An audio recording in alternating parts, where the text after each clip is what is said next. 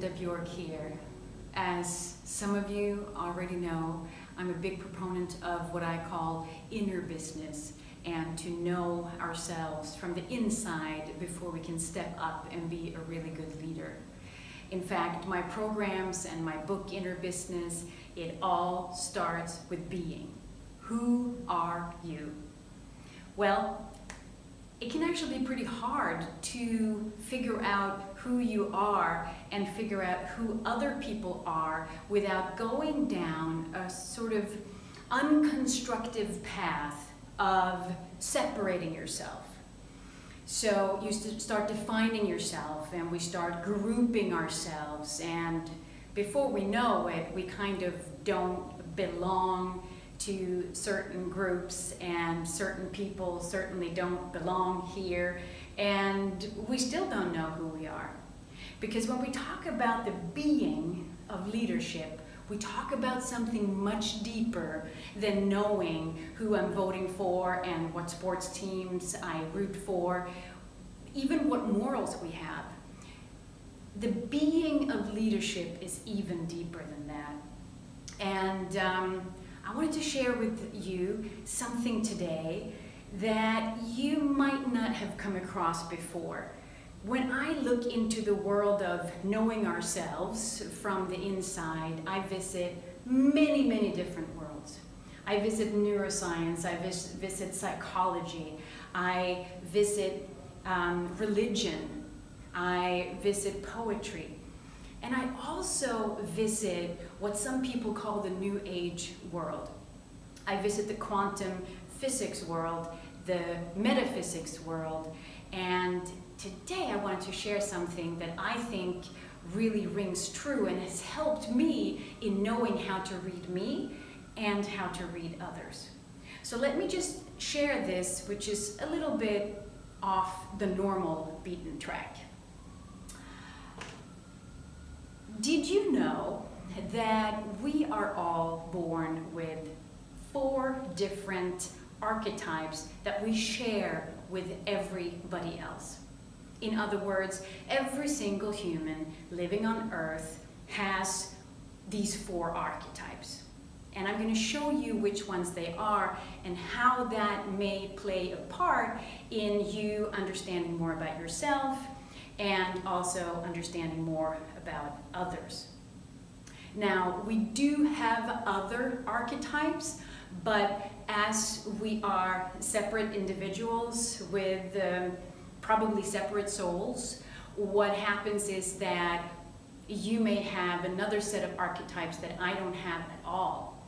But these 4 are interesting because we all share them, everybody. So here we go. One archetype that we share is the child.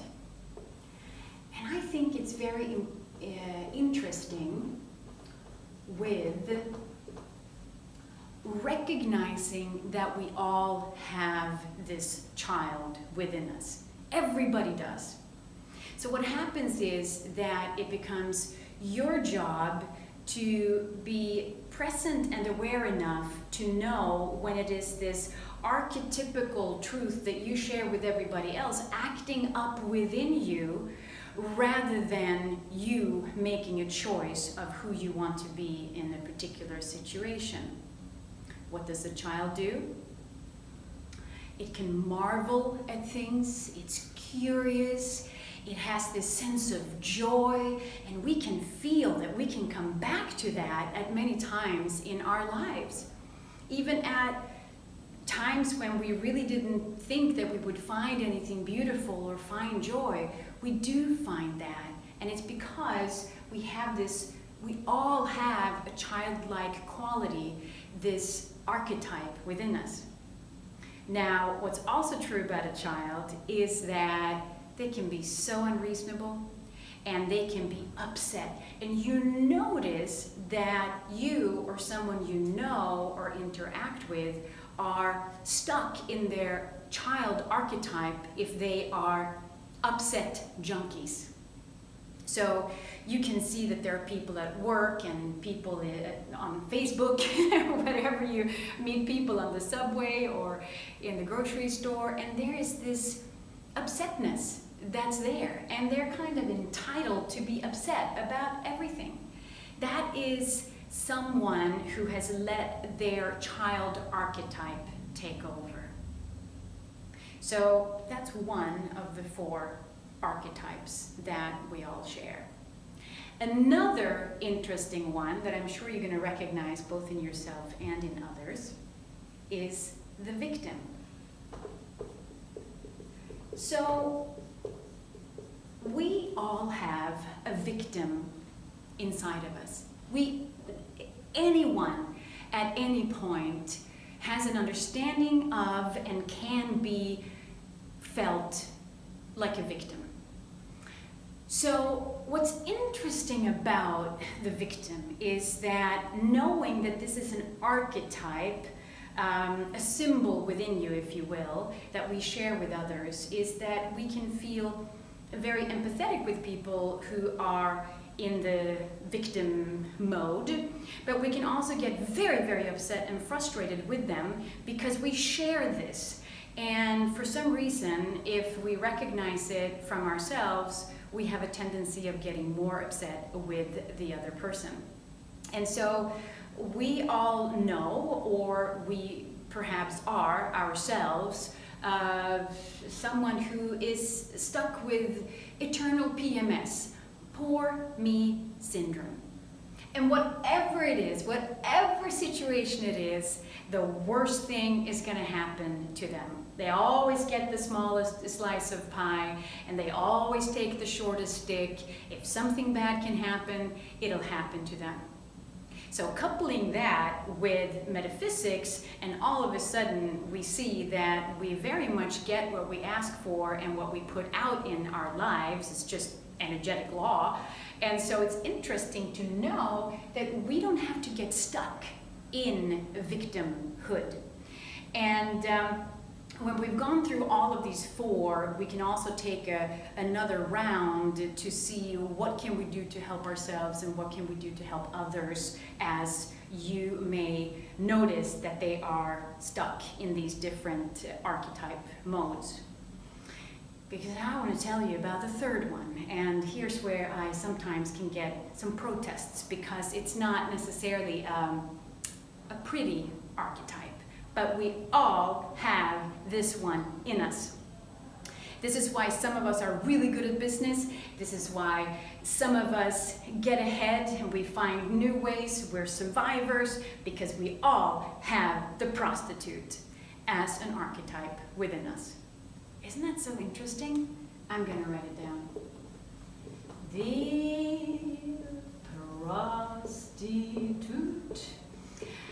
Now, I know, we don't want to think of ourselves as prostitutes, or whores for that matter, but the truth is, there is, with absolutely most of us, all of this may be something that we can transcend as people, as human beings, if we, for instance, get to an enlightened state.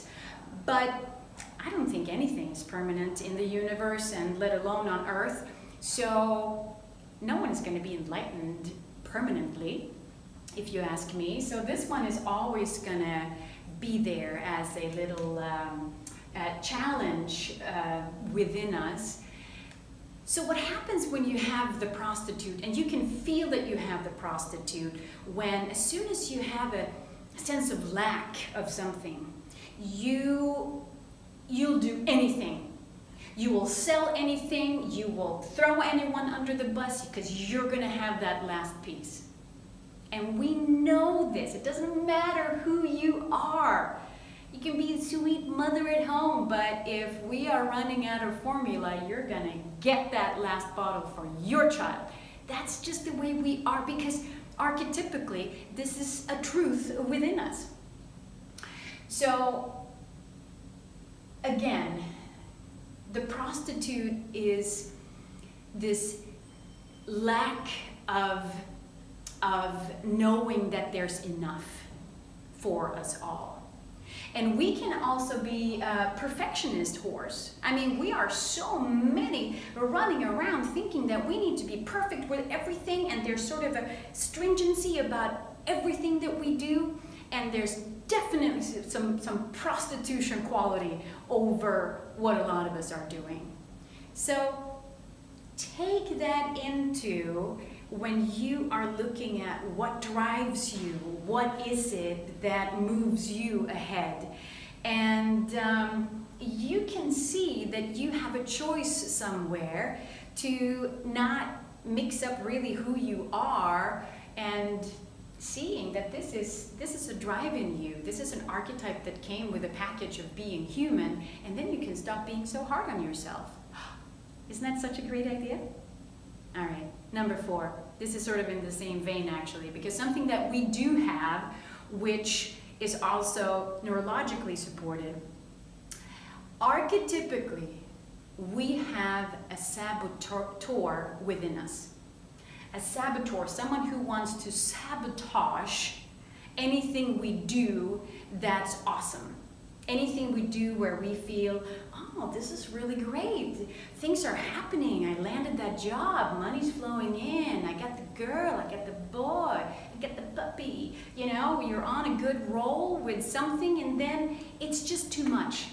This archetype lives in you to make sure that you're not really gonna think that you can have everything. So the saboteur is big and alive in a lot of us. So that's why we have sayings such as, well, if it's too good to be true, it is. But that's not true.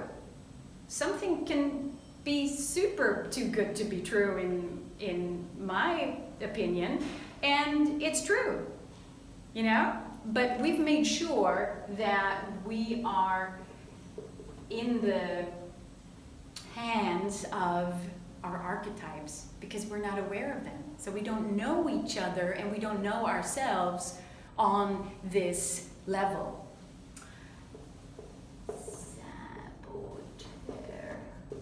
Listen, I hope I spelled it correctly. I may not have, in which case I apologize.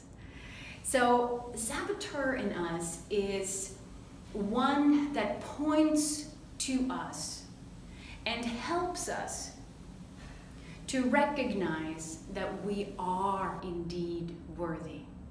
The saboteur constantly says, you are not worthy. And this is the challenge, and what's so wonderful about any archetype has a flip side. And to get to the flip side, the better side of the archetype, is the kind of work that you need to do with yourself as you get to know yourself from a deeper and more fun and more profound and true perspective than who you vote for. See what I'm saying? So looking at this from a flip side and what we can do about this archetypical situation that we have in ourselves is to say, well, saboteur, I recognize that you are trying to make me fall as soon as I'm on a great roll. But my job here on earth is to see and remember that I am indeed worthy. So as much as it sounds like a bummer to have a saboteur within you, you are also being helped by this person or this archetype within you to do the work of your own worthiness. And as you can hear, that also goes for a lot of people that you meet in your life that you may deem as negative or doing something wrong, and all they're doing is opening up a dialogue with you where you start making really profound decisions within yourself. So one of them is that you're worthy. And if we look at the rest of the team here, the child archetype is really here to encourage you to see the beauty and the wonders of the world while you grow a sense of maturity, while you recognize that you have this childlike trait within you, this archetype that you can take care of. Because you are the adult, you know? And you can step into that role, and the child archetype is here to remind you of the beauty, not only of life, but of maturity. So, the victim, the flip side of the victim is the victorious. And every time you are you go with the victim, you lured into this good feeling of having nothing to do with this. It's like, I don't have any responsibility over my life, so I'm just going to call myself a victim of circumstance, and it's his fault, and it's that. No, but I know for other people it might not be so bad, but for me it was really bad. So no, I know, but no one has it worse than I. I mean, we all think that on some level. And I'm here to say that whatever, and I mean it, whatever has happened to you is your opportunity, together with this archetype, to say, I'm going to make this into a victorious circumstance and a victorious life for me. So it's pretty cool that you can go from having severe poor me syndrome to looking at these situations as, oh my goodness, I am the ruler of my life as far as how I react to things goes, and I choose not to jump on the victim train. So this is a pretty cool one, but all of these dialogues that come up, you need to have them. And these guys will encourage you to do that. Now, the prostitute is a wonderful, wonderful archetype where the flip side of the prostitute, and the reason we have this, whatever it is, a greed whore or a perfectionist whore or a give me everything and whoever has the most money and the end of the life will win, drives that really will take us nowhere and will not make us happier. We know that for a fact. But time and again, that very same archetype is here to say, you are enough. You have enough. If you have it right now, that's all you need. If you need more, you will have more when you need it in the next moment. But right now, you are enough just as you are. You don't have to be perfect. You don't have to win by all the other people's standards of winning, whatever it is. It has to do with money or whatever it is. So the prostitute then becomes your ally and friend in pointing out every time you are not valuing yourself and thinking that there's lack in the world. What if there is no lack in the world? What if we have everything we need? These are pretty cool conversations to have within self. And as you start having them within yourself, you're going to start being really good at looking at other people and recognizing when they are in victim mode or when they are doing things to sabotage for themselves that may in turn sabotage your business because it happens to be an employee of yours. But then you can see that there's something going on there, and all of a sudden you can have a different conversation. Going from berating or firing to actually have a conversation about self-worth. Wow! That is how you start knowing who you are. That is the being of leadership. And if you can be in this and have this kind of maturity that you can look at yourself and know when you fall into these archetypical traps, you're going to have an awesome time, and you can laugh at yourself, and you can be a really, really good vehicle to be a great leader, being a leader of innovation, being a leader of great change making, because that is exactly what we need right now. So we don't need the negative side of this. We need to start flipping. I will be teaching together with Dr Ann-Christine Langselius in Stockholm, October 20th, and in New York City, January 26th, in something we call Resilience in Business. And even though we don't go through these exact 4 archetypes, unless you want to, we are teaching different tools from different angles, how to do your due diligence in being resilient as a person and as an organization. And I really hope you can join us. You can check links up or down, and I hope to see you soon.